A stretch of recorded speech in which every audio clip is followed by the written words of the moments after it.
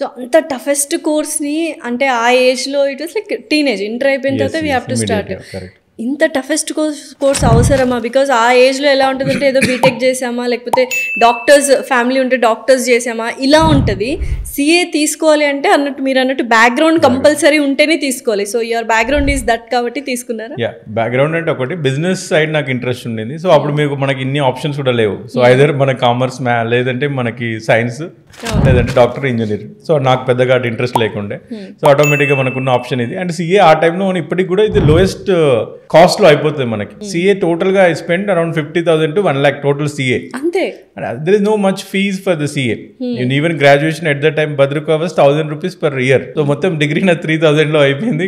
And that was one of the what you call low cost also motivated, and definitely finance. So that is one of the major reason we picked, and so luckily by God grace we come out of that.